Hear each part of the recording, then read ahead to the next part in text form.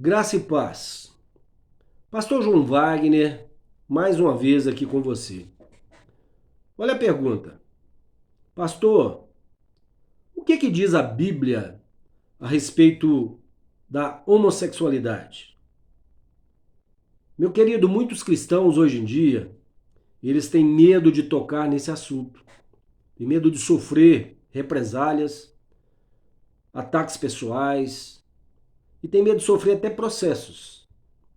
Meu querido ouvinte, não importa a sua orientação sexual, eu quero lhe trazer essa reflexão com muito respeito. Respeito a você de uma forma especial. Mas eu lhe convido a ouvir com muita atenção até o final desse vídeo.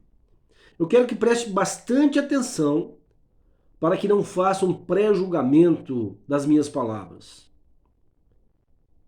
A minha verdadeira intenção para falar sobre esse assunto nesse vídeo é ajudar a lhe prestar alguns esclarecimentos importantes a respeito do que a Bíblia realmente diz com respeito ao homossexualismo.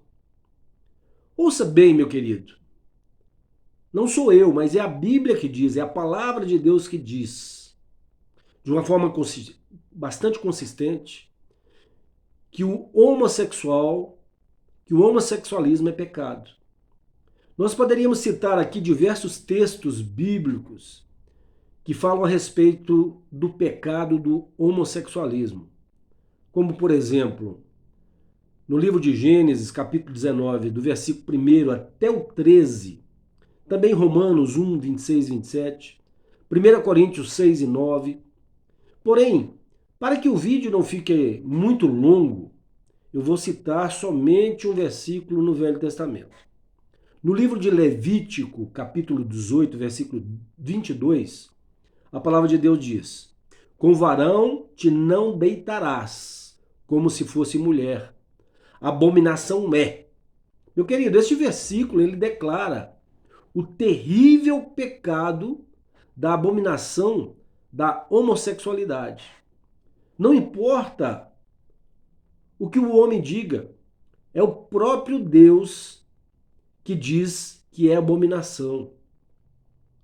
Mas para que você não ache que somente no Antigo Testamento fala contra o pecado do homossexualismo, eu vou citar também o Novo Testamento.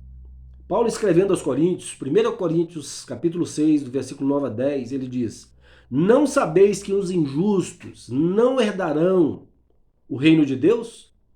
Não erreis, nem os devassos, nem os idólatras, nem os adúlteros, nem os efeminados, nem os sodomitas, nem os ladrões, nem os avarentos, nem os bêbados, nem os maldizentes, nem os roubadores herdarão o reino de Deus.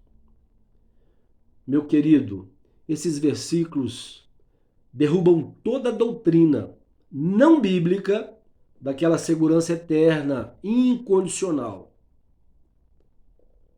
A prova do cristianismo verdadeiro é uma vida transformada.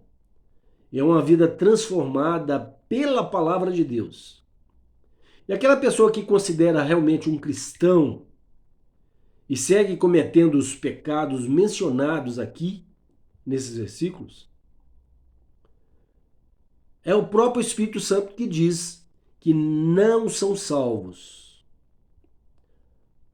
Mas a você que pratica a homossexualidade ou qualquer outro tipo de pecado, seja de ordem sexual ou moral, eu quero que você saiba o seguinte: tanto eu, que estou falando diretamente com você agora nesse momento, ou mesmo o nosso Deus, nós amamos você de uma forma imensa. O que acontece, na verdade, é o seguinte: Deus ama você, mas Ele também odeia o pecado que você pratica. Mas como podemos conciliar o amor de Deus por você e o ódio dele pelo pecado que você está cometendo. Como podemos reconciliar isso aí? Meu querido, a Bíblia Sagrada, ela ensina especificamente que a homossexualidade é um resultado de negar e desobedecer ao próprio Deus. Quando a pessoa continua em pecado, incredulidade, a Bíblia nos diz que Deus abandona essa pessoa a pecados ainda mais perversos e depravados, para mostrar a essa pessoa a futilidade, a desesperança da vida longe de Deus. Agora, no versículo que eu citei a você há pouco, né? 1 Coríntios 6 e 9, proclama que os transgressores homossexuais não herdarão o reino de Deus. Deus não cria pessoa com desejos homossexuais. A Bíblia nos diz que a pessoa se torna homossexual. A pessoa se torna homossexual por causa do pecado. Ela não nasce dessa forma. Agora ouça o que a palavra de Deus diz lá em Romanos, capítulo 1, do versículo 24 até o 27. Fala assim: pelo que também Deus os entregou às concupiscências do seu coração, a imundícia, para desonrarem o seu corpo entre si. Pois mudaram a verdade de Deus em mentira, e honraram e serviram mais a criatura do que o Criador, que é bendito eternamente. Amém. E continua dizendo: pelo que Deus os abandonou às paixões infames, porque até as suas mulheres mudaram o uso natural, no contrário à natureza. Continua dizendo: e semelhantemente também os varões, deixando o uso natural da mulher, se inflamaram em sua sensualidade, uns para com os outros, varão com varão, cometendo torpeza e recebendo em si mesmos a recompensa que convinha ao seu erro. Meu querido, a pessoa pode nascer com grande tendência à homossexualidade.